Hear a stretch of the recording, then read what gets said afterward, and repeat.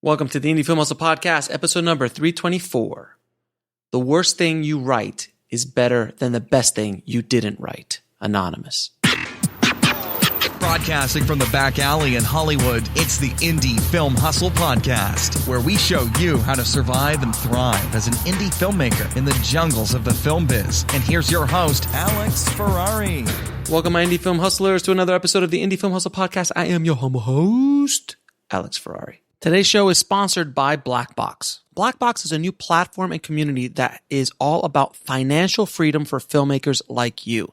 If you join Blackbox, you will be transformed from being a worker to being a maker of your own content. And you'll be making steady passive income from the global market. Blackbox currently allows you to upload your stock footage once, get it to many global agencies, and then allows you to share that passive income stream with your collaborators. Whether you want to submit old footage that's been sitting around in your hard drives or create brand new content, Blackbox is for you.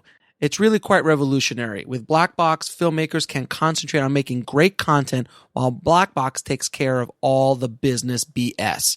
Just visit www.blackbox.global to find out more. And today's show is also sponsored by Indie Film Hustle TV, the world's first streaming service dedicated to filmmakers, screenwriters, and content creators. If you want access to filmmaking documentaries, feature films about filmmaking, interviews with some of the top screenwriters and filmmakers in Hollywood, as well as educational online courses all in one place, IFH TV is for you. And what if I told you could get all of this for free? Just head over to indiefilmhustle.tv for your free 7-day trial.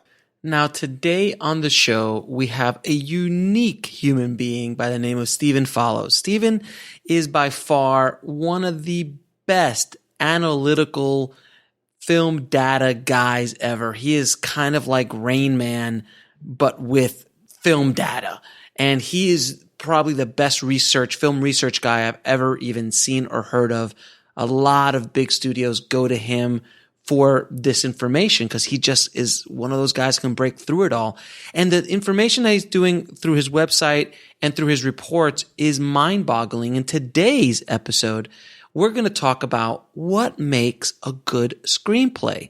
So this man went through 12,000 screenplays and all of their coverage that were covered by professional script coverage people, and then analyzed all the data from all of these script readers and put a report together on what makes a good screenplay, what readers, what Hollywood, what passes, what doesn't pass, what, gets produced, what doesn't get produced. This by far is one of the most just mind-boggling things I've ever heard of. And he is the man to do it. So without any further ado, please enjoy my insane conversation with Stephen Follows. I'd like to welcome to the show Stephen Follows, man. Thank you so much from your busy, insane schedule, sir, to come on the show and share your knowledge bombs with the tribe today. Hey, my pleasure. I'm really delighted to be here, and it's really nice to connect up and hopefully, help your audience as much as the work you're doing already helps them. Absolutely, man. I mean, before we get started, I have to tell everybody in the tribe that I am a huge fan of what you do. Stephen is easily the best film researcher, film data guy on the planet, without question. The stuff that he does is absolutely insane, and we're going to talk about one of those insane projects in this episode without question.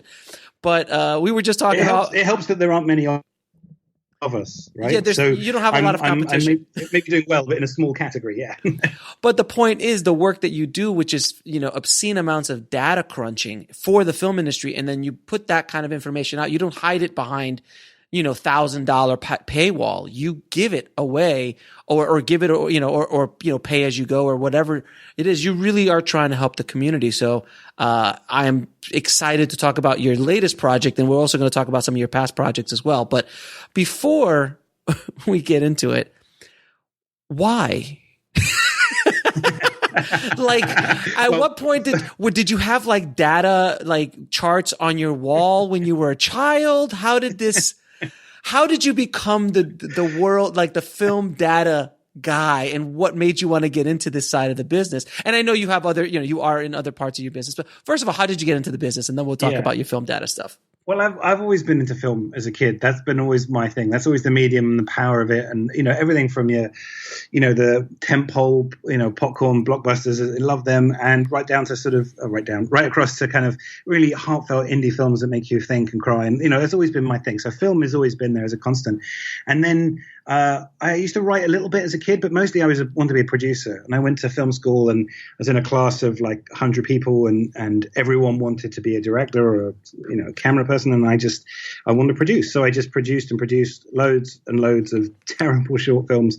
And just, producing was my thing. I can organize stuff and I like to bring things to reality. And I also like working with other people. So I never want to go away and just do something by myself.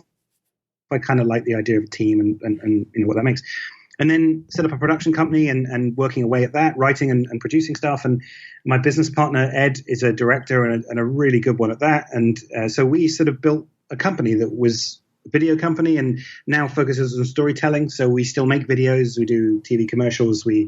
All our stuff is for charities in the third sector. And so that part of my life is that sort of 15-year journey, which was always driven about wanting to get films made and wanting to move people. And then with the charity thing, wanting to do it for the good guys and get people to change their behavior. And then on the side of all of that is that before I went to college, I had to decide, did I want to study film and then do the kind of academic intellectual stuff that I enjoyed on the side, or the other way around? Did I want to go and study, I don't know, politics or economics and then do film on the side? And I decided that it was more interesting to study film and to keep the intellectual stuff as a hobby and not try and do it as something useful. And, it's just curiosity, there's more than anything else. It's just about wanting to understand how the world works. And so then I did that and I sort of made a commitment to myself, I will make sure that I do some stuff that uses my brain. My running a production company definitely uses many parts of who I am, but the creativity and the people skills and things like that, none of it's using just the logical part. There's so many more things going on. And so I sort of used to do little projects and stuff. And I quite often, if I had a debate with a friend in the pub about film, they'll be like, oh yeah, there are more comedies. And I'd say, I don't know, I don't think so, or whatever. And I was the one that would go home and try and find out, not to win the argument, but because it's frustrating to have people in the film industry just chatting to each other without the information. And if they knew, they could do that far better for their audience, for themselves, for their projects.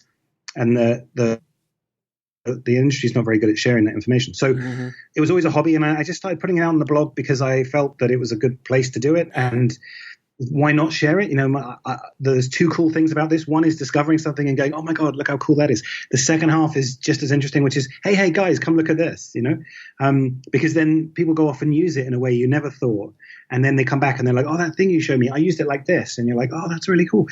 So sharing the information has been as essential as doing it for me all along.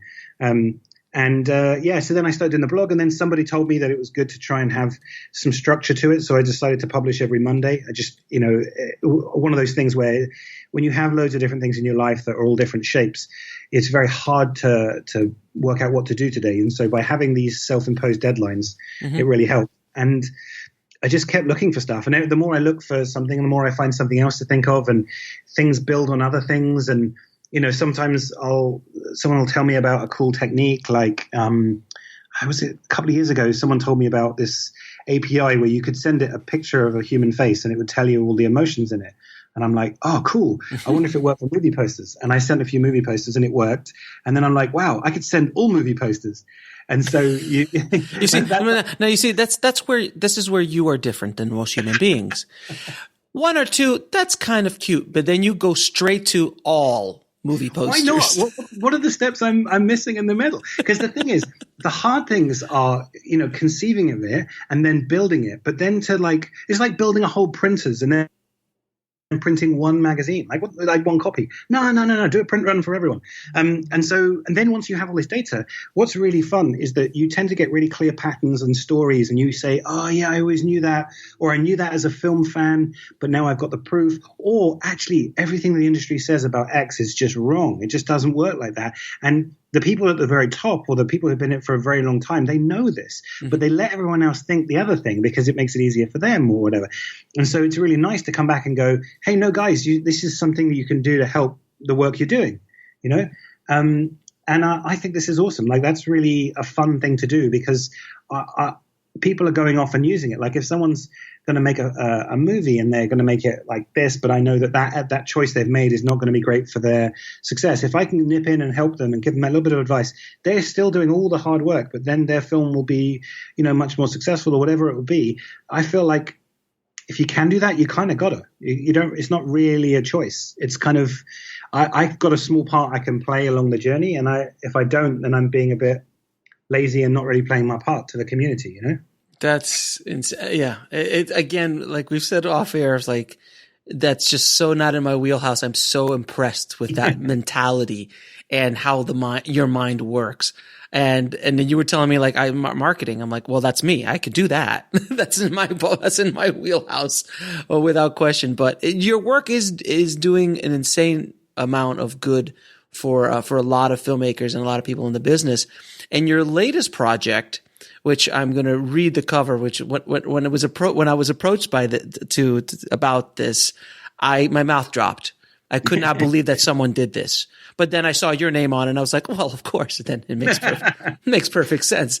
Only a psychopath would do this. I'm like, oh, it's Stephen Follows. Okay, it makes perfect sense. The new report is called Judging Screenplays by Their Coverage. You analyzed 12,000 plus unproduced feature film screenplays and the scores they received, and reveals what professional script readers think make a good screenplay. And that's what this entire report is about. And it gives you a real, like, this is an interesting report because it's about 12,000 unproduced feature films, not produced feature films. So please tell me how this came to be and how did you go about putting this together? And then we'll get into some of the nitty gritty of the report. Yeah, that sounds great. I mean, this is not the main reason I do it, but there is a real side pleasure in doing something that it's like a magician where they spend years training how to do this thing, and then they got all this equipment and a team, and then they're able to go, oh yeah, like this, and it was like, oh, it's magic. And as any screenwriter will tell you, nothing is magic. It's just hard work. You know, like you watch Ocean's 11 and like, oh, how did they get out of that situation? You're like, well, the screenwriter or writers worked on it for like a year and then made it look easy. So yeah. So what happened here was I was talking over a year ago with the guys at Screencraft, and they manage all sorts of competitions and things like that. And they are really good guys that are really interested in helping screenwriters. It's one of those businesses that's a proper business that's come out of wanting to support screenwriters. Mm-hmm. And I can tell, you know, in the sense that I talk to lots of people and lots of people suggest things, and you can tell which people are just saying, hey, can we just get some value out of this or whatever? And then there are other people who really want to sort of say, yeah, but how does this help writers? And so we were chatting, and both of us had seen years ago, there was an infographic that was still doing the rounds. Like, it's a big one-page infographic, and it was from one particular script reader who had kept loads of notes of all the scripts they've ever read. Mm-hmm. And there was interesting things like what country or what state the characters were from or whatever. But then on the right-hand side was this list that was about why they thought the scripts were bad or why they were held back. You know, didn't have a strong protagonist, didn't have a strong plot, and they'd ranked them based on how many times that came up. And John at Screencraft and I were both independently saying to each other, oh, there's that thing I saw years ago that was really cool. And I was like, can we do that at scale? You know, can we? And we can't find the exact things like that, you know, like protagonist is a bit weak in the third act, because that is nuance that the data would struggle to really understand. Mm-hmm. But there is loads of stuff we can do. And so we spent some time talking about, okay, but how do we do this, like in this modern world of privacy? How do we do this without it being a problem? We don't want to be taking people's private work and doing all sorts of things with it. And so that held us back a little bit to figure out how we do this without causing any problems. We don't want to be the next like Facebook or whatever. But at the same time, I think we can help screenwriters. And so in the end, we worked out a kind of complicated but good system that anonymized all the data, all the scores that their readers got, but still allowed us to have a look en masse. So it wasn't a case of us sitting there reading every script and, you know, that kind of stuff. It was more turning it into data. and as I said, those scores, what they get from readers, was not just the overall score, but also all sorts of things like catharsis, plot, structure, voice, things like that. Taking all of those, anonymizing them, but still being able to sort of link data points. Mm-hmm. And then, okay, great. So we got over that hurdle. And then it took longer than I thought it was going to on the data side from my point of view. Shocking. There's just so much information. Shocking. Yeah. Well, it's just, and also it's one of those things where you start and you think, okay, I'll just do ABC. And then you're like doing that. You're like, oh, look, D exists. Oh, yeah, E exists. F, G. And then, so it really was a discovery thing where as soon as we cracked one thing, we discovered two more things. And in the end, we had to go, okay, there's some things we put to one side and said, you know what, I'm not going to do anything on this because we can do this in the future and it's just too much now. And I should say, I keep saying we. So I led the process, and it was certainly something that John at Screencraft and I set up. But also there was two great people that really helped me, Josh Cockcroft and Leora Michelin. Both of them really helped me with the coding and the thought process and the writing it up, and it was a team effort. So yeah, there was a few things we left on the table, but then we ended up with this 50-page report that looks at three different things. Fundamentally, the main thing is that it looks at what professional script readers think a good script looks like. And we can talk more about what that is in a bit. So that's the main purpose of the report. But then the next bit was about, well, what does the average screenplay look like? Like what's normal, not even good or bad, but like how many characters, scenes, pages, dialogue, locations. And then finally, there's little bits we could do about screenwriters. Again, we don't know like individually who they are or how old they are and like that. But there are some things we can figure out with gender and genre and which bits of software they use as well, because which program do you write with and stuff like that. So that's the bits that we decided to lend in. So you may be telling me you think it's long. I think it's short. Of course you do. You're psychotic. You're psychotic, Stephen. That's fine. So kind. Thank you. But you're psychotic in a wonderful way, sir. In a wonderful, wonderful way. As you're talking, I just realized who you are. You're moneyballing screenwriting. Yeah, it's so funny because that's come up a few times, and we thought about like, okay, do we lean into that or lean out of that? And ultimately, I think the really important thing to remember with this is that we are judging what script readers think a good script is. We're not saying what audiences do. We're not saying what will work, what won't, and we're also not. There's no formula for.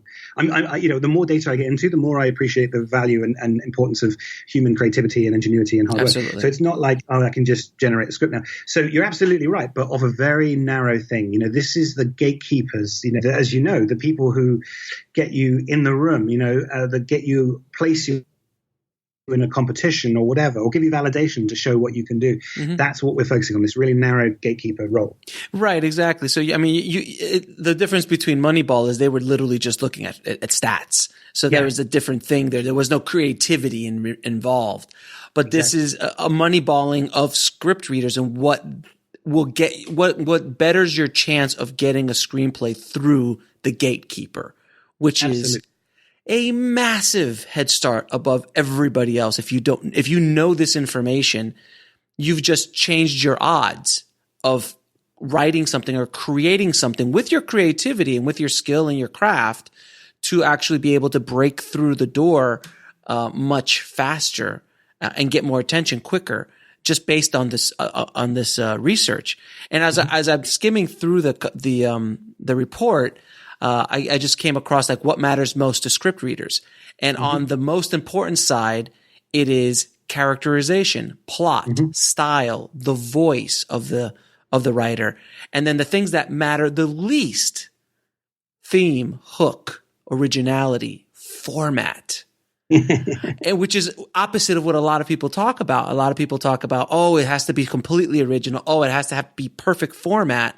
You've got to have a good hook, and the theme's got to be really great. Structure's down there as well, but they really care about characters. They care about plot, and they care about style and the voice. So it's more of less of the technical and more of the creative is what they're looking for, at least from just looking at it a very quick glance.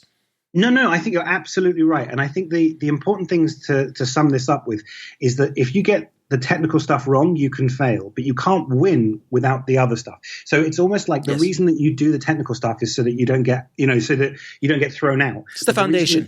Exactly. It's the foundation. Exactly. That's a great way of putting it. But if you're going to excel, if you're really going to make something incredible, then your voice as a writer is the most important thing that people are after. And it's fascinating to see this in the data, because I see this in other places as well. When you look at what movies are successful and things like that, you can't say that this is always the case in every place, but being good or working hard come out very, very often as amongst the number one things. And here as a writer, it's not about tricking them with a clever line or like a good title or like it's formatted, beautifully. Or that it's so different just for the sake of being different. What we can see here is that what it matters is, can you write something? Do you have a voice? Do you have an authenticity? The idea of writing a really good spec script in Hollywood to get yourself noticed. But they're not going to pick up your script. They're not going to make it. But the fact that you could write it with a certain voice is what will open doors. And you see the same thing here. And because these are all spec scripts, you can see actually, this is what you should be doing. Don't worry too much about how viable it actually is to be made tomorrow. Don't spend forever just focusing on the formatting. That's not to say it's not something, but fundamentally, who are you? What have you got to say? How would you describe these events? Not what are these events? And that's what these people want. And I love that, because I think and I hope that's what writers want to do. They want to see the world, think about it, and express it. And I find that really pleasing and reassuring that that's what the script readers are after too. If you take a list of the top 20 screenwriters who have worked in Hollywood, dead or alive, but let's say alive, I'm going to say that all of them have a very unique voice. The Sorkins, the Shane Blacks, the Kaufmans, these kind of Christopher Nolan, these guys have very specific styles and have a very unique voice. Sure, there's always going to be technicians, always going to be craftsmen who could just get in there, knock out a script, be kind of, straight down the middle. But the ones that stand out, the ones that really that we know the name of the writers off the top, like I say, Sorkin, everybody should know who Sorkin is. Everyone should know who Kaufman is, or Black. These are screenwriters whose style is so significant. Tarantino, so significant that their last name is enough to create that. And I think people forget about the voice because they're always so caught up with trying to do something that's going to impress, or what's hot now, or all this kind of stuff. And this obviously proves the one thing that I find interesting, because we're going to talk about genre next, is that a lot of things are, what's hot and what's not hot. There's certain things that just stay hot and certain things that just don't stay hot for a long time. And they stay consistent over time. You're sure they'll have little peaks and valleys of horror is really hot right now, or this is really hot right now. But do you agree with that? Yeah, totally. And I couldn't agree more. I think you're absolutely right. What's interesting is that because we are film fans, we're cinephiles, we go and see movies, and then we are film professionals, we sometimes overthink the film professional side of things and ignore the film fan side of these things, And so sometimes you go through this big data process, you write it all up, and then you're like, oh yeah, I kind of knew that. But that's okay, because you've got validation and proof. But I'll give you an example. You were talking about genre. All of those things that we talked about, we correlated the success of the overall script based on their scores for all these things, which, exactly as you said, says basically the shorthand of this is how important are each of these things. And like you said, formatting comes out as the least important across all genres. It is not irrelevant, but it's just not the most important thing. But what is the most important thing changes depending on different genres. So the ones you talked about, like characterization and voice, they're number one for most of the genres. But then if you think about a family film, right? So the single most important thing for a family film is catharsis. Yes. Which makes perfect sense as a film fan. I'm not sure I would have sitting there and guessed it before we did this work, I would have written it like this. But now I see it, I'm like, of course, because you need a family film to be safe. You need it to be something you can put the kids in front of that you can watch. And you need the journey to end, and it needs to end satisfactorily, I'll give you an example. So there's a viral video from I I don't know, 5-6 years ago. And what it is Toy Story 3 had just come out on DVD and Blu-ray. And for a Christmas prank, a family had taken it, two kids had taken it and cut out the bit, cut out the very ending. So that what happens is they're all going into the incinerator. They're all about to die. They say their goodbyes, and then the credits roll, right? And they showed it to their mom, right? And they had a hidden camera, and she's watching it like a big fan of Toy Story. Scene 1, scene 2. She watches 3. She thinks they're all going to their death, and then the credits roll, and then she's like, "What? What?" And she looks like she's devastated, like not just sad, but like her world has fallen apart. And like it goes on, it's very funny. And then they own up and they tell her what they did. But what's so funny about that is it's saying the same thing as this data, which is you don't expect a family film to leave you hanging. It has to close up. Yeah. But you think about a thriller or a good drama, like a really good drama, maybe the characters have a resolution, maybe they don't, but the themes never are resolved really, because these are questions about what it is to be a human being. And so it makes sense that, you wouldn't necessarily use this data to go and craft the perfect plot for a family film. But if you've written the first few drafts and you're like, okay, how can I improve this? You go, okay, well, is my catharsis, how cathartic is this? How much does it actually close at the end of the journey?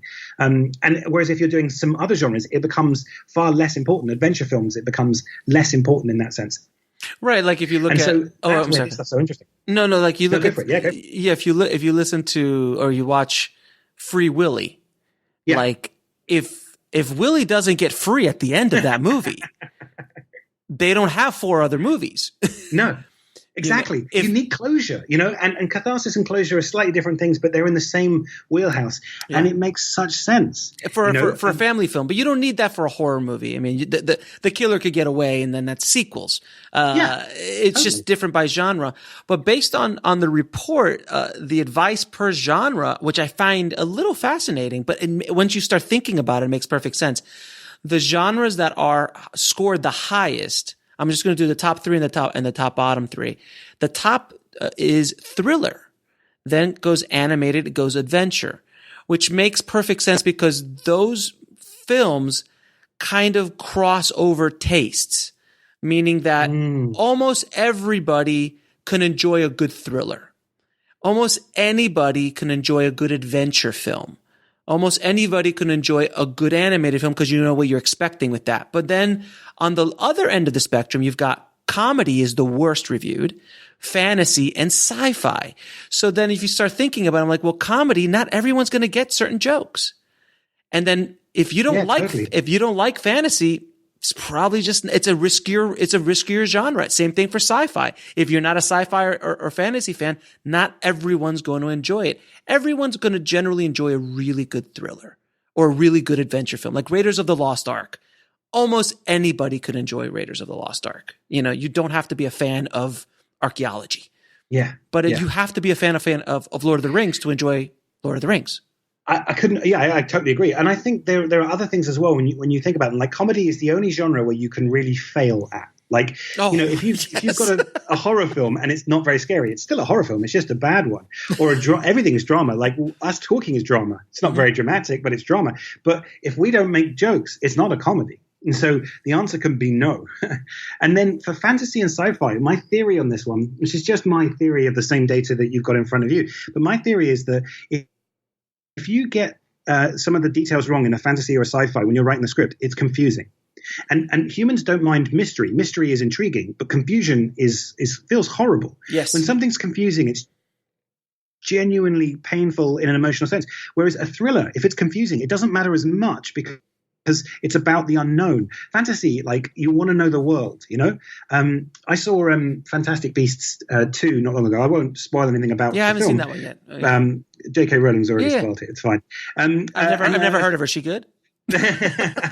I think she's amazing, but in this film it's a bit confusing. But my main point with this is that every now and then there's a situation that the characters are in, and then it turns out there's a magic way of getting them out, like literally magic, and that's fine. But it's a bit of a frustrating as an audience because you feel disempowered to be able to figure out what's going on because she can't explain the volume of stuff that she knows about that world. And so when you get a fantasy or a sci-fi wrong, you're not explaining enough for the audience. And so the ones that are bad tend to be quite bad.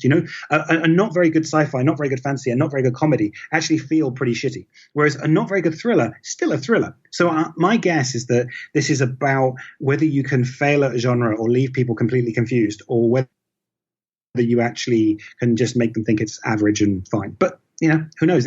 We know one of the things we can't tell here is that there is no, and we certainly don't have access to any objective measure of quality. So it could well be that over these 12,000 scripts, that maybe the comedies were bad, maybe the script readers were biased. I mean, I don't know. I don't think so. There's enough of them.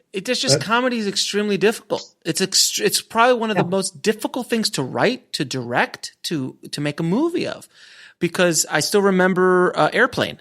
When the worst test screening ever in Paramount's history, the worst test screening ever.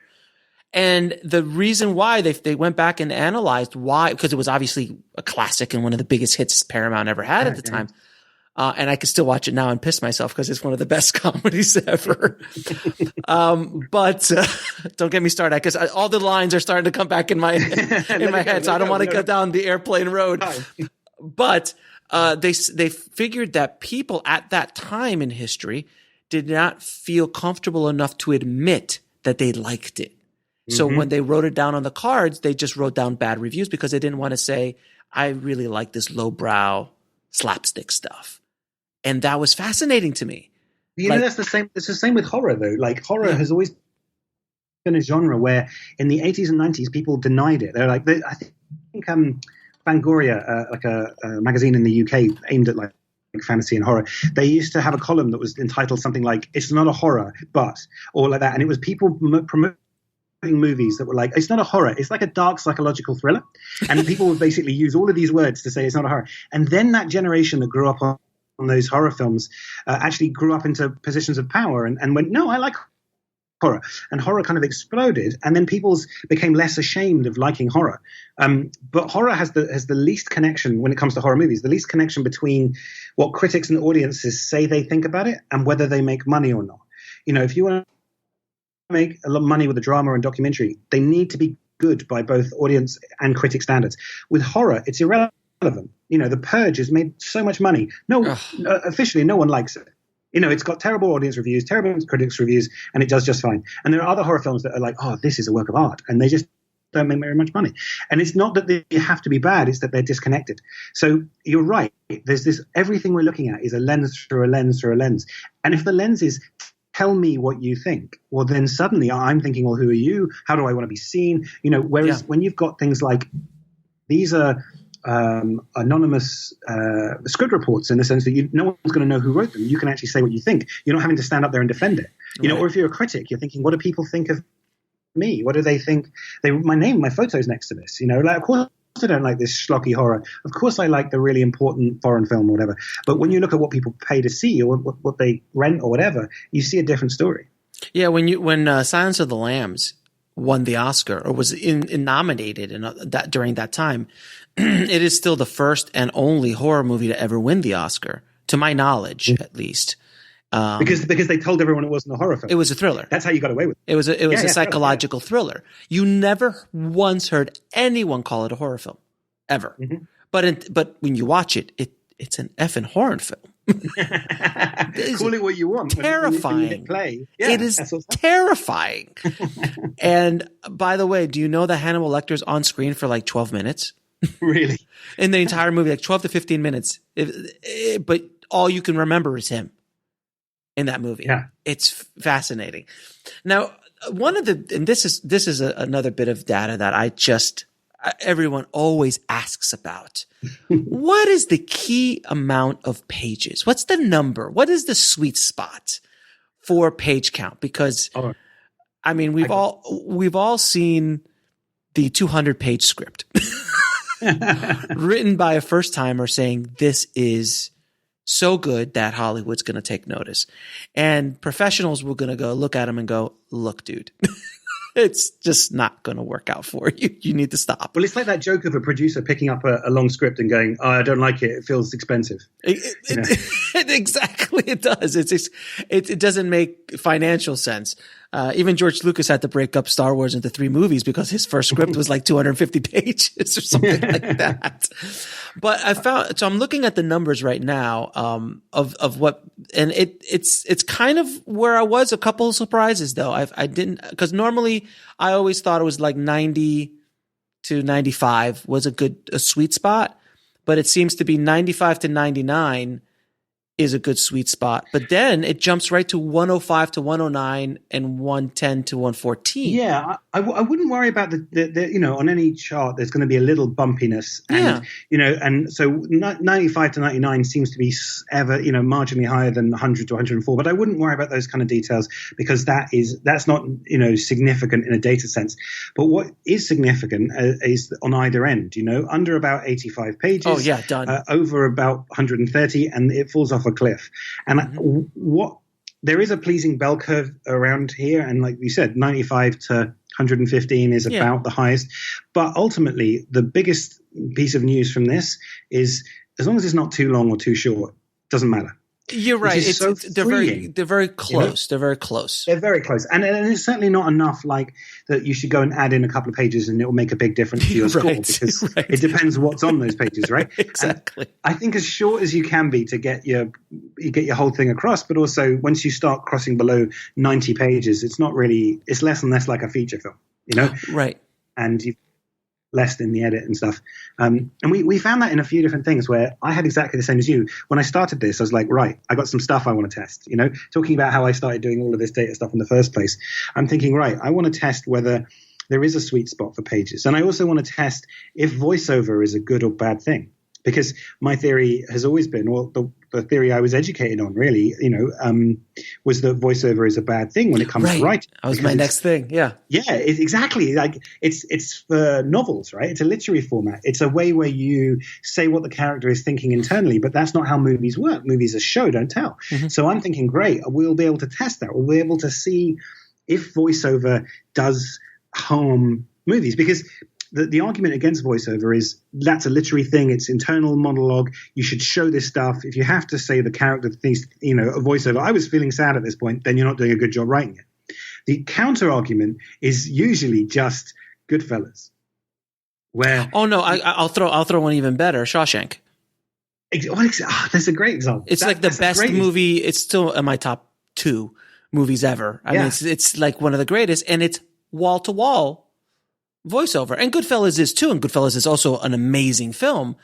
But Shawshank really, because it's considered arguably one of the best movies ever made. At least by IMDb, at least by IMDb ratings.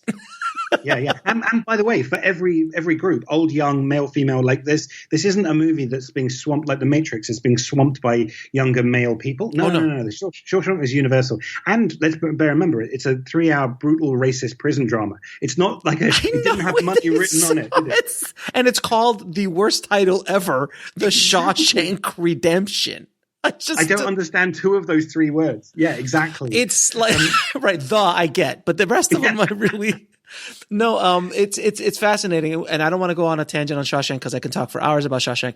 But that movie is such an anomaly, and I've analyzed that movie a million times of why it is so why it's so loved and beloved. I always tell people, if you don't like Shawshank, you're dead inside. I'm sorry, I can't talk to you. Something went wrong along the way. You're dead inside. I'm sorry. But when I give talk from time to time, and when I use Shawshank as an example, I do say how many of you have seen it, and there's always sometimes there'll be one person if there's a room of like 50 people, and everyone else turns to them, and the main question is not is like, how have you not seen this movie? Like, this is an essential movie. And what's so funny is that the next movie they made, the Green Mile, another 3-hour brutal racist prison drama from Stephen King. I love it. But anyways, this is not a tangent, but my theory on Shawshank is that movie is essentially it's got a fun plot in the sense that it's got fun. Intrigue. Fun. Yeah, fun is not a word I would use. No. Sorry, no. But what I'm saying is that the twist, of course. We won't ruin it for anyone. But the main reason, that's a distraction. I don't think that's the reason it's a successful film. I think that's fun, but I think that's what it gives people in their front of their mind to be distracted. The reason it's so successful is for 3 hours, it asks one basic question, which is, can these two be friends? And they're the most unfriendly people in the world. One is a wrongly convicted, quiet accountant who's in an incredibly brutal place. The other guy is in prison. He's black in a place in a time that's incredibly racist. It's unfair. And throughout the whole movie, you're saying, are they friends? Are they friends? Are they friends? And the final out of focus shot says, yes, they are. And then your heart explodes because you're like, oh my God, they were friends. And that's what that movie does. It asks one question repeatedly for 3 hours and then gives you a satisfying answer. Now I'm going to give you my theory, because now we're going to do, I'm sorry, audience, this is going to happen. So just settle in for a second, because we're going to do this. I agree with that. I think that is one of the multi-layers of this film. I always found it to be, and I'm sorry, spoiler alert for anyone who's not seen Shawshank Redemption. I'm going to talk a little bit about the ending. So please fast forward. But I always saw it as a allegory of our existence. And I'm going to go deep here. Nice. As our existence as human beings, because I feel that many of us feel like Andy Dufresne, that life has put us in boxes that we do not belong in, that we've been wrongly accused of, whether that be our life circumstances, our family life, our jobs, whatever it is. And then that beating that he gets throughout the movie, and, getting the rapings and all the other things that happen to him, is life doing that to us on a daily, weekly, monthly, yearly basis, again and again and again. And it is a life sentence, just like him. It's a life sentence. So when he figures out a way to not overpower, but with his mind break free, and that he has to go through, 3 football fields worth of crap to get out of that. And when he's so finally exposed, it's almost like he's being birthed again at the end, when he rips off his, clothes, and that he's been able to outsmart the thing that put him there. It is the ultimate cathartic feeling for us. Like, oh my God, what if I could do that to my boss? What if I could do that to a family member that's been pounding me all these years, emotionally, verbally, or whatever, or, whatever situation in life has been doing that to you. And that is why I feel that it cuts through every genre, age, male, female. It doesn't matter. I remember watching that movie out. It was in 94. It was released. And that year, I'll never forget it. I was fresh out of high school. And my high school, friends at the time, who, we all thought Jean-Claude Van Damme was the greatest actor of all time.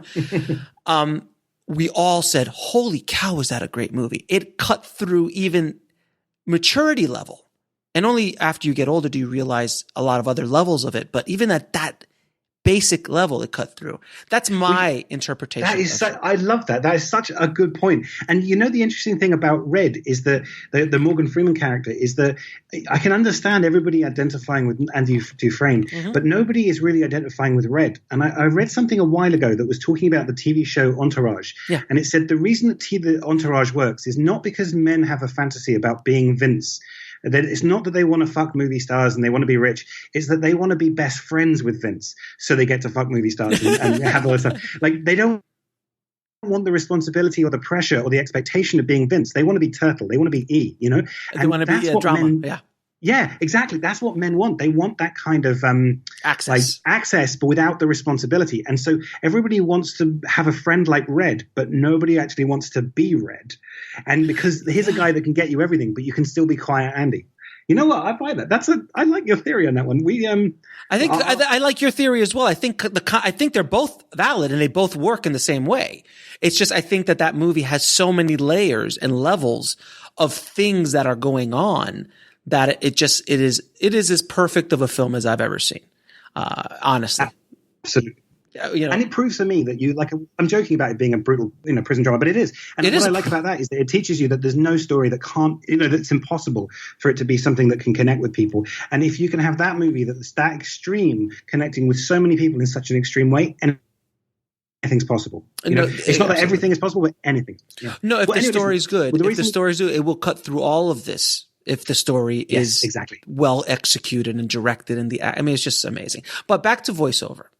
Sorry, guys. Sorry we went on a Shawshank. You can come back now. We've finished chatting. So anyway, one of the first theories I had, I really wanted to test when we started on this data was voiceover and is it correlate with bad scripts? And I can tell you now that the answer is it doesn't matter. It doesn't. If you have a huge amount, then obviously it's a problem. But a huge amount of anything, I can show you that a huge amount of exclamation marks don't help. A huge amount of anything doesn't help. But fundamentally, it doesn't matter. And so I've updated my understanding of this, and I now think that I still believe that there is a loose correlation between voiceover and bad movies, but now I'm putting the blame on editors and producers who are doing hack jobs to quote unquote save a movie or to make it shorter or to whatever, like Blade Runner. Oh, you remember? I was about to just cough out Blade Runner. I mean, yeah, exactly. And so that's my theory. Is now is that actually writing voiceover is fine. It's how you use it. It's not a good thing. It's not a bad thing. It's a tool, and you as an artist need to paint with that, and what you paint matters. But it's not a bad thing. It's not something to. One of the things I hope I can do with this project is if you are a writer who is currently being told that to cut voiceover you believe is important, and you're being told because it's a fact that voiceover is bad, I can tell you for a fact it's not. It's what you do with it. Yeah, I know Robert McKee yells at people for using voiceover, but like everything, it's a tool. It can be used right or not. Also, he might not be wrong as well that it's correlated with bad movies, but that's different to bad screenplays. Really important that we understand that because movies go through so many processes with so many people between the screenplay and the big screen, and that's why this data stuff is so interesting. We need to chop all of these different stages down and analyze them separately so that we're not confusing one thing and doing something else. We're not just thinking, I saw a bad movie with voiceover, therefore I'll never write it. No, don't do what that movie did that made it bad. It's not. You're focusing on the wrong thing. Now, I love the next part I want to talk about. And for everyone listening in a car with a child, this is the part where you might want to skip or pause and listen to it privately. We're going to talk about swearing in scripts. And that, you see, I just love that there was somebody who counted how many shits there were in 12,000 scripts. How many fucks there were in 12,000 scripts, in other words. And I just love that you are that person. Stephen, I do. Well, can I just state for the record, I did not read every script. Of course not. Going, there's one. No, obviously not. You would still be doing it. But that that was one of the data points that we needed to discover. That was it. 80. I can tell you that I built a machine to a little algorithm to discuss these, which means I'm one of the few people who can say I have built a fuck machine. No, I've built a shit machine and I've built a cunt machine. No, but so the word that's most used is shit. Sort of swear word, and followed quickly by fuck, and then the C word. I never like saying the C word, but the C word drops down to like less than 10% of all scripts had this word because it's a harsh word. It's harsher than shit or fuck, but it's fascinating how and then also in genre, which genre uses the most swear words: comedy, action, and horror. And the thing is, I think they're all doing different things in the sense that action, it's about exclamations of like surprise. I think horror, it's about pain and frustration. Whereas comedy, it's they're using it in a different way. And in another part of the report, we found that there's a strong correlation between sexual words to do with sex that are in comedies. So if you look at most words to do with whether it's genitalia or different sex or whatever sexual acts, they're much more likely to be found in comedies. So people, because thrillers don't tend to be fundamentally about sex, whereas comedies can be or are more likely to be. So it's interesting. They've all got different reasons for being on that top part of the script, top part of the chart. But I'm looking at the report right now, Stephen, and I'm giggling because there's a graph and a graphic with like fuck 63.3%, fuck cunt 9%, and it's like throwing, and I'm like, oh my god, this is brilliant. Do you know what? That is a Venn diagram with 3 circles showing the overlap of people who use there's overlapping and stuff. Yes.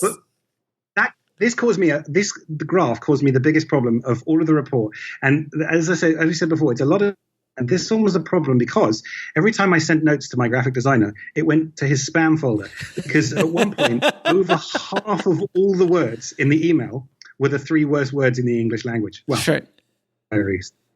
And so this was a problem for moderation more than anything else. And I was trying to, point out that this is academic. It's not like we're children, But what was interesting is that there is a correlation. Earlier in the report, we looked at the correlation between the amount of swearing and the scores it got. And we found that actually across all the films, as they got swearier, they got higher and higher scores, not insignificantly, apart from the top 20% in the 20% who got the most sweariness in it.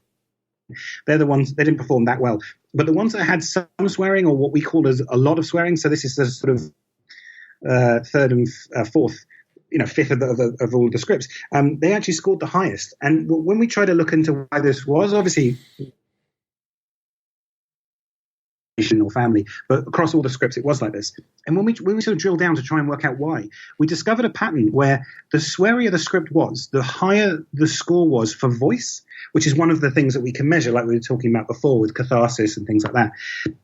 So what's happening is that a lot of times script readers are correlating the use of swearing with how good the writer's voice is, or good writers swear a lot. We don't know the difference between the two. They would both show up the same.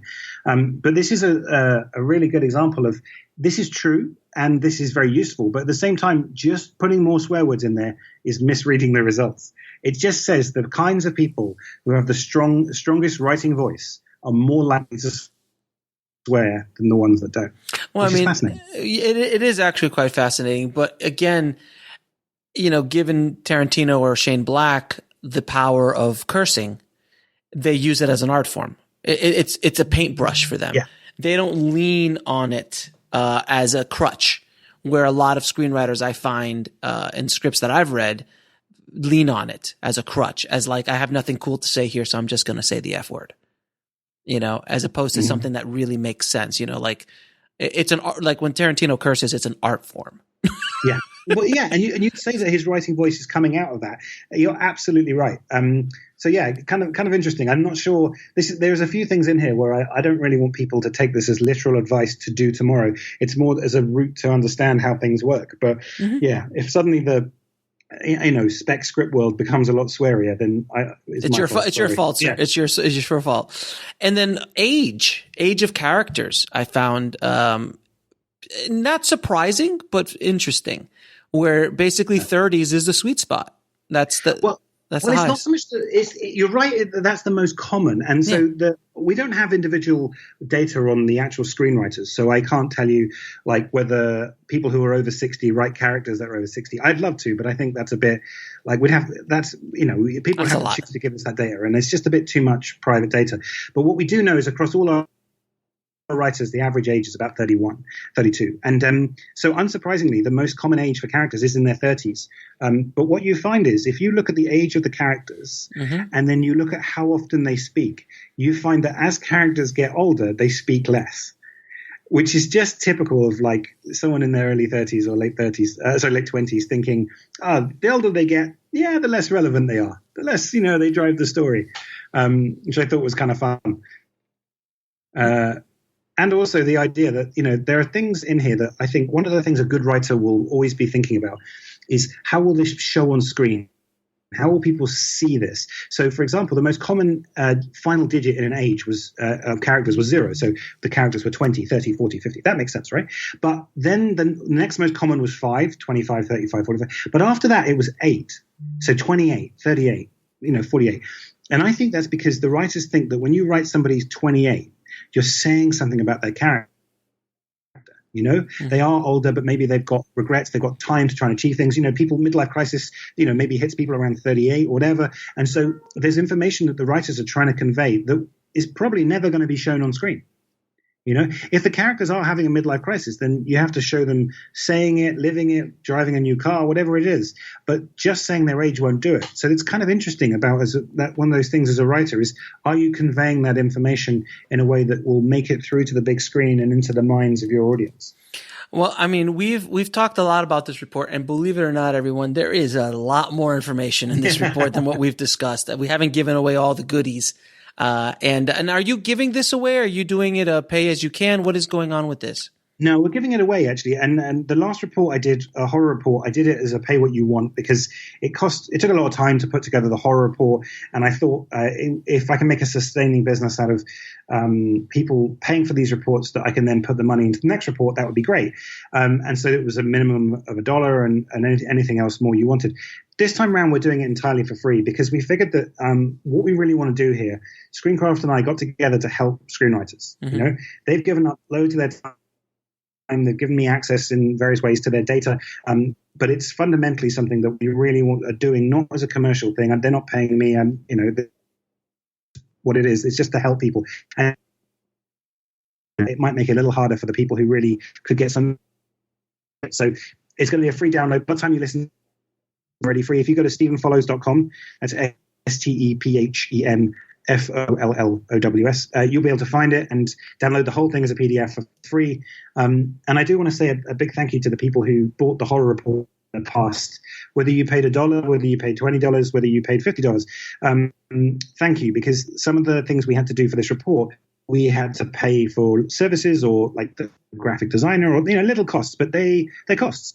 And the money that people paid and donated for the horror report went into this one. So the fact this is free is thanks to the people who chose to give anything last time, but also especially the people who chose to give more than the minimum. Loved that. The community can give what they can. Everyone gives what they want to give and what they think it will help them. And yet together we can all move ourselves forward. Then that's a happy outcome. And we are going to put links to the report and to all of Stephen's insane work in the show notes as well. And then we're also going to talk I might have you back for the horror report, honestly. Yeah, let's do it. I might have you back for the horror report because the horror report, let's just try to tease everybody listening. It went through how many films? All of them. So basically every horror film ever created, you actually... I think it was ever released in US cinemas ever. So I think it's about 10,000 films. So it's not like if you made a feature with your mates and no one saw it. It's ones that made it to some form of distribution at some point throughout the last 100 years. I spent a year and a half looking at them in every possible way. And it was really enjoyable. Funnily enough, I'm not actually much of a horror fan. I don't really watch horror films. It's not what I want as a fan. But as someone who wants to understand the industry, it was really exciting because as I said, there's the lowest correlation between the quality of the film and the success, which immediately suggests the question, well, what does matter? And also because it's the most accessible genre for low-budget filmmakers. And it can, in theory, you could be the next Paranormal Activity or next Blair Witch, whereas you're not going to be the next Jurassic Park. So it's an accessible genre that's fun to make, that actually you can affect it more than just get good. And so for me, that was like, okay, I can do something here. I can help people who want to make horror films by helping them show what kind of things. But you're right. It's like 200 pages. It took a year and a half. It's a whole new podcast, I think. I'm going to have you back, Stephen. We're going to talk about the horror report because I think that's going to be extremely beneficial to the tribe. And I just want to read it too, because it sounds fascinating, So Stephen, I want to ask you a few questions I ask all of my guests. Mm-hmm. What advice would you give a screenwriter wanting to break into the business today, or a filmmaker? I'd say there's two things which sound like they're the opposite, but they're not. One is about you, which is, just get good, and then get good really, really slowly. And it's really, really hard. You just keep working at it and you keep writing and writing. And everyone says, right. And actually that is the right thing to do. You just keep producing the work. And so that's a sort of inward note.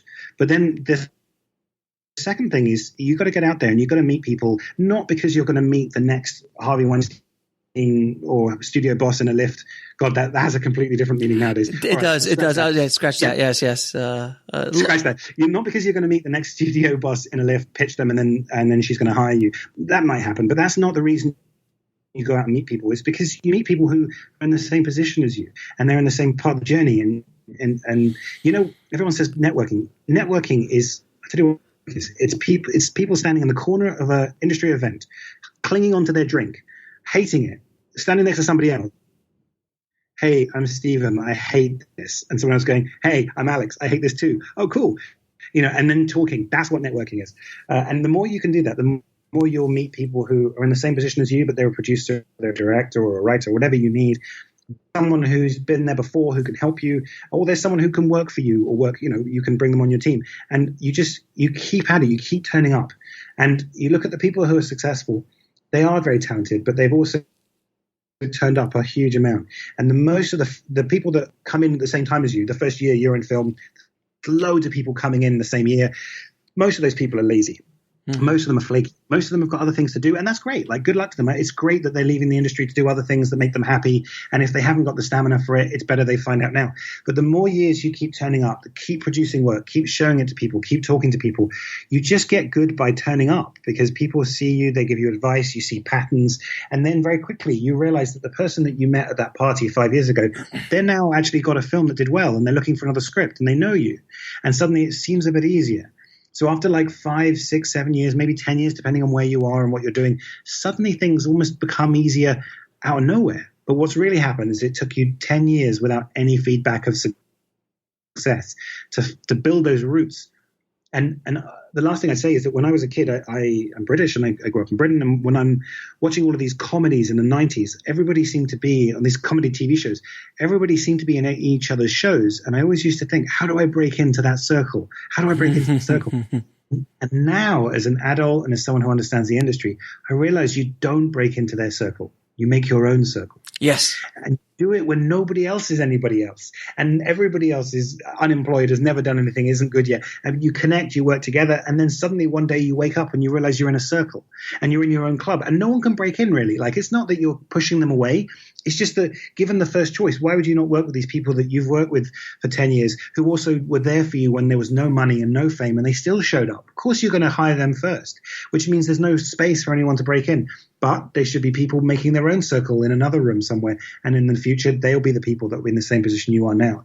And I think that's really important to realize, is that all of the work is done before the light gets shone on you, and you have to work hard when no one's watching, because eventually that does pay off. It just isn't sexy, it isn't fun, it isn't easy, it doesn't pay, and it's not the sexy kind of montage you see in a movie of people just writing and then being angry and then suddenly being happy and then they've got it and then it's the next morning. It's far less sexy than that. That's some great advice, and I've asked that question hundreds of times on this show. That's the first time that's ever been answered that way. So it's a really great piece of advice. Cool. Thank you. Now, can you tell me what book had the biggest impact on your life or career? Interesting. I read a lot, and I read a lot of nonfiction to try and understand different people's worlds. And I'd say, it's hard to say the one, but I'd say one that is incredibly powerful, that really ticked a lot of boxes, was Creativity, Inc. Oh, what a great book. Oh, such a great book. And it's so nice to have an entertaining story with a person's life story, but also it's a business book and it's a book about how to be a creative person. Yes. But the other thing, I'm going to cheat and give you a second book, because It's entirely different. There's a book called The Golden Theme. And it's a short book, and it's by a story theorist called Brian McDonald. And he also wrote Invisible Ink and a few others. He is a genius and is totally, I wouldn't say underappreciated, because lots of people know how good he is. But I don't understand why he's not, bigger than McKee or, talking more. And his stuff is amazing. And The Golden Theme is a fairly short little book. It's not a whole book. Like Invisible Ink is a whole book about screenwriting. The Golden Theme is about one idea that he's seen throughout many different the history of stories and art and things like that. That there is one theme that seems to come up a lot in the work that's really successful, and it's this idea that we're all the same. And he talks about it, and he doesn't even make it a long book. He doesn't need to. He makes it gives some examples, talks about it, and says that when that comes up, it tends to be really powerful. And as soon as you read this, you're like, yeah, I can see it. And you walk around the world going, oh my God, it's there. Oh my God, it's there. And then you realize you can put it into your work. And so, anything written by Brian McDonald, but particularly Golden Theme. It was out of print for a while, but I think it's come back into print. And if it's brilliant, well then get it, read it. It'll take you an hour to read it, and it will transform your writing, I think. Yeah, it's actually I'm on Amazon right now as we speak, so it's being put in my cart, sir. Now, what is the lesson that took you the longest to learn, whether in the film business or in life? Well, obviously, the only honest answer is I don't know yet, but I won't give you that one. I think I tell you. Okay, so I wouldn't say it took me a long time to get to the same answer everyone always told me. So I used to read lots of books about internet startups and things like that because I've always thought there's a strong correlation between running a production company or being an independent producer or director and having a startup. It's a very similar model. It's just that you don't have the bit where you turn it into a multi-trillion pound enterprise and you get to be floating on the stock market. But the first few bits are very similar. And they all say things like, you talk to serial investors in Silicon Valley, and they always say, we're investing in the people, not the product. And when there's one investor, when one creator, we're less keen to invest. But when there's a team of 2 or 3 people, then it really matters. That's, a team of 2 or 3 great people who work together. That's the most investable combination. And so you hear that, but you think, well, yeah, but how can I find my kind of partnerships or whatever? And so you kind of forget it. But then when I look back on the things that have really mattered, it is partnerships. And I've ended up working with lots of different people. And some people I've worked with once, and that's been fine. Other times I've wanted to work with people again and again. And as a small number of people who I have ongoing work with, whether it's a limited company, like an actual commercial business, or whether it's someone I just have got a shared lexicon with. And looking at the people that really I work with and have ongoing relationships with, I can see how they bring the best out in me. I bring the best out in them. They catch the worst of me and I catch the worst of them. And as Alex and I were talking about beforehand, it's about sometimes there are things that I hate that I think it's just the worst thing in the world. And for someone else, it's the best thing they could possibly do. And you and I are talking about you loving promotion and marketing, and me, I can't stand it, can't do it. And yet with the film data stuff, this stuff is not a sweat for me. It's hard work, but it's not impossible. Whereas for other people, it could be hard to imagine what it is. And if you find someone who you truly understand, you share a worldview, you share a view of how the world should be, but your interests and desires are fundamentally opposed, that's a really good model. So I'd say, don't try and find people who want to do what you're doing. Find people who believe what you believe, and then do a little project with them. And if that works, do another one. And you don't have to, meet somebody and propose to them. You can just keep working with them, and then you'll find the people who keep showing up.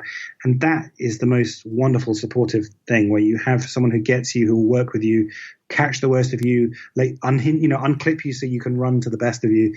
And it's just immense fun. So yeah, be open to that and try and find those people, as hard as that might sound. And what are 3 of your favorite films of all time? Oh, Jesus. I think Shawshank Redemption, we talked about that. Obviously. I wish I had the balls to say, Jurassic Park, the Fallen Kingdom and the Fallen Kingdom 2, whatever it's called. I don't. I think Inside Out is an amazing movie about just what it is to be human. And I've watched that movie so many times. I still don't know how they did it, and I just in a story basis, I just don't understand what that is. And I also think what was that movie called? I can't even remember the name now.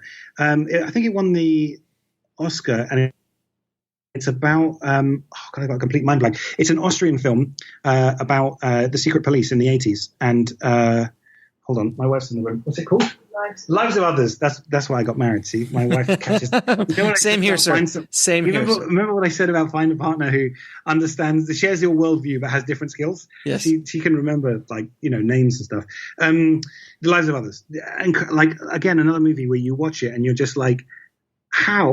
What? That's amazing. How did you do that? And yet it's so clear. It's just great work on every level.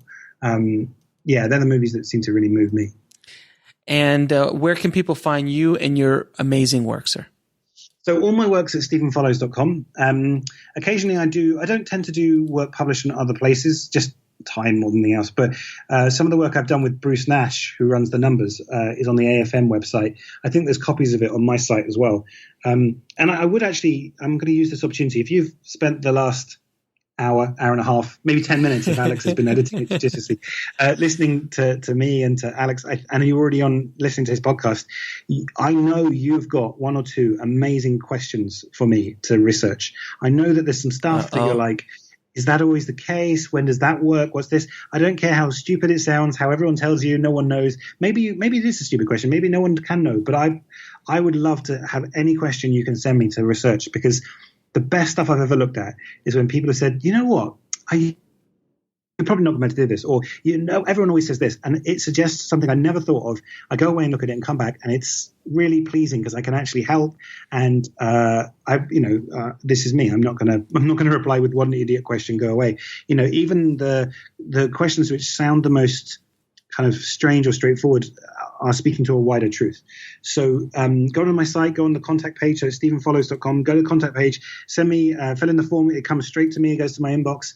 I will happily respond to everything, as in if I have the answer, I'll send it to you, the link. If I think it's impossible, I'll say so, but probably I'll say that's a great question, I'll put it on my list, and then one day when I have the data or the time, I'll look at it and it'll become an article. Not only will you get closure, but also so many other people have shared, I guarantee you, share your question, and it would be really nice to be able to help. So if you guys can help me, go on my site, send me questions, ideas, things I should research in the film industry, and I'd really appreciate that. Oh, well, beware what you wish for, sir. That's all I'm going to say for that right now. Be careful what you wish for. You might get. Tell you what, put a message out there that said Alex sent me. Oh, jeez. I'm part of the tribe. I'm part of IFH tribe. Yeah, put that. I've done this before, and I've warned people not to do stuff like this because they get inundated with emails and conference. So I'm curious to see what will happen. But of course, thank you so much for being so generous, not only with your time today, but your constant work in helping filmmakers and screenwriters and people in the business try to succeed. So I truly, from the bottom of my heart, I truly appreciate all the hard work you do, and you do an immense amount of hard work, almost selfless in many ways to help the industry. So thank you again for that and for being on the show, sir. Oh, thank you so much. Thank you for the time. And I'm too British to start talking about all the great work you do, but likewise to you. But also thanks for having the time to chat about these things. This is how we get the word out there. This is how we realize we are all the same and we all have the same challenges. So if I can be part of this, I feel honored. So thanks again. I do want to thank Stephen for coming on the show and sharing his ridiculous information and amazing information about his new report. And if you want to get links to read that report and other stuff that Stephen's doing, please head over to the show notes at indiefilmhustle.com/324. I'll also have links to his amazing crowdfunding for filmmakers course on Udemy. So definitely check that out. And if you haven't already, please head over to filmmakingpodcast.com and leave the show a good review on iTunes. It really, really helps us out a lot. And if you like what we're doing at Indie Film Hustle and you're a fan of what I do, please share this with every filmmaker, every friend, every associate in the business you can. Spread this information far and wide. I want this info to get out to as many filmmakers, screenwriters out there as humanly possible. Thanks again for listening, guys. And as always, keep that hustle going. Keep that dream alive. And I'll talk to you soon. Thanks for listening to the Indie Film Hustle podcast at indiefilmhustle.com. That's INDIEFILMHUSTLE.com.